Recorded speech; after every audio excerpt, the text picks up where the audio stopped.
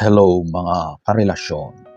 May mga pagkakataon ba na bigla ka na lang natitigilan?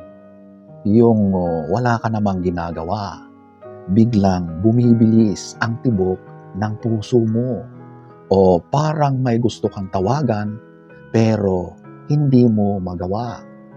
Sabi nila, kapag hindi mo maalis ang isang tao sa isip mo, ibig sabihin, ikaw ang hindi makaalis sa isip nila. So ngayong araw, pag-uusapan natin ang mga senyales na may isang tao dyan na miss ka na niya. Kaya kung nakaka-relate ka, manood ka.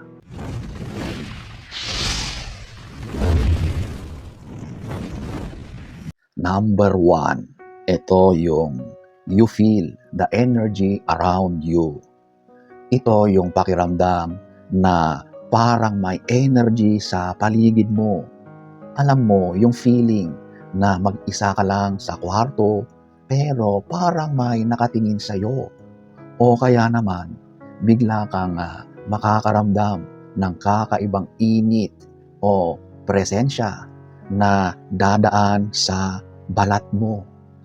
Naniniwala ang mga eksperto sa quantum entanglement na kapag ang dalawang tao ay may malalim na koneksyon, ang emosyon ng isa ay nagiging vibration na kayang tumawid kahit gaano pa kalayo. Kapag ang isang tao ay nakapikit at iniisip ka ng buong puso, ang enerhiyang iyon ay bumabalot sa'yo. Kaya kung minsan, bigla ka na lang mapapalingon sa likod mo kahit wala namang tao, yun ay dahil may presensya niya ang kasama mo. Number 2, ito yung bigla mo siyang naiisip. Ang intrusive thoughts, yung bigla siyang papasok sa isip mo sa pinaka-random na oras. Halimbawa, namimili ka lang sa grocery o habang nagmamaneho. At ang masakit dito, kahit pilitin mong i-distract ang sarili mo, nandoon pa rin yung imahe niya sa iyong balintataw or isip. Di ba may mga pamahiin ng mga matatanda kapag daw nabilaukan ka o kaya nakagat mo ang dila mo, sasabihin nila, may nakakaalala sa iyo. Pero sa modernong aspeto, ito ay dahil ang mental focus niya ay nakatutok sa iyo ng 100%. Kapag hindi ka maalis sa isip niya, natural lang na magmamanifest yan sa isip mo. Hindi mo siya iniisip dahil gusto mo. Naiisip mo siya dahil hinihila ka ng kaisipan niya. Number 3, feeling mo, naririnig mo at ramdam mo siya. Ito ang tinatawag na phantom presence. Akala mo, narinig mo ang boses niya na tumatawag sa pangalan mo, kaya bigla kang napapalingon. O kaya naman, habang naglalakad ka, may naaamoy kang aroma or scent na connected sa tao na yon. Ang ating mga senses ay konektado sa ating emosyon. Kapag ang isang tao ay matindi ang manifestation na makita ka, ang iyong utak ay naghahanap ng paraan para ma-satisfy ang koneksyon na yan. Kaya minsan, kahit sa gitna ng maraming tao, pakiramdam mo ay nandoon lang siya sa tabi mo. Binabantayan ka. Isang senyales na ang kaniyang diwa ay laging nakasubaybay sa iyo dahil sa sobrang pangungulila. Number 4, napapanaginipan mo siya. Ito na yata ang pinaka mapangyarihan sa lahat. Sabi nga nila, ang panaginip ay ang playground ng ating mga kaluluwa. Kapag tulog tayo, ang ating ego at logical mind ay naka-off.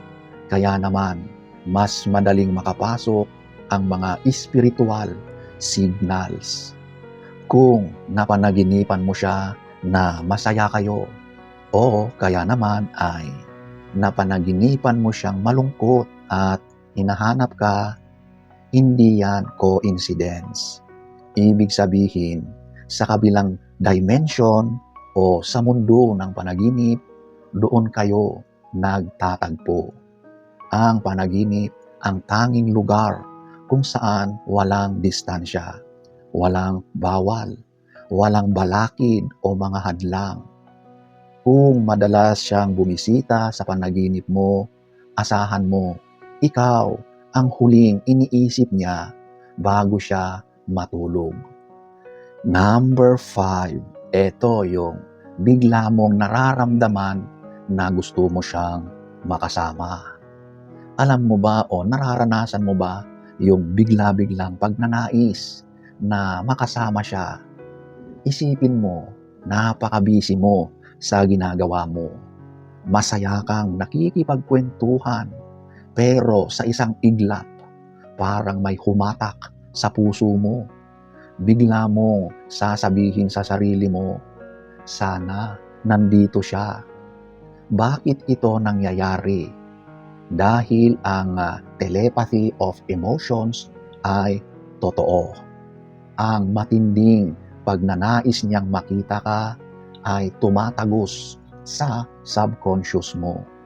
Hindi mo lang siya basta naisip.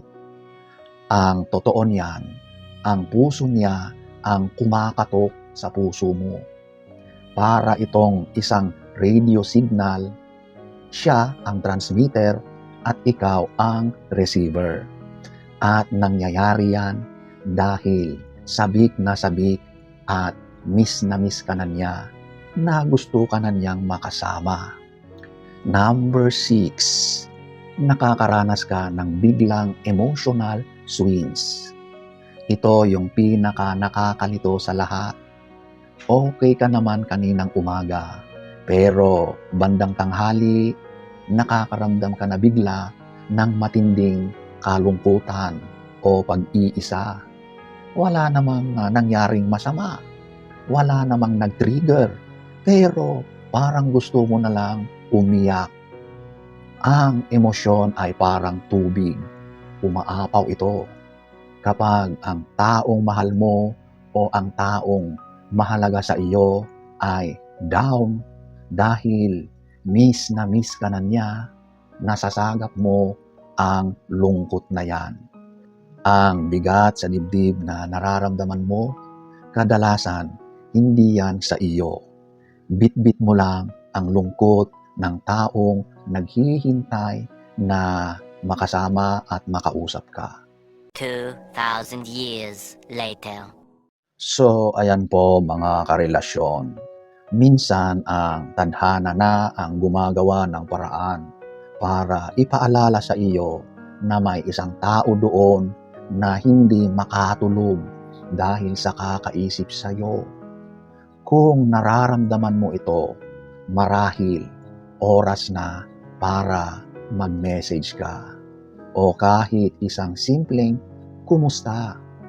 Dahil ang koneksyon na yan, hindi isang aksidente lamang.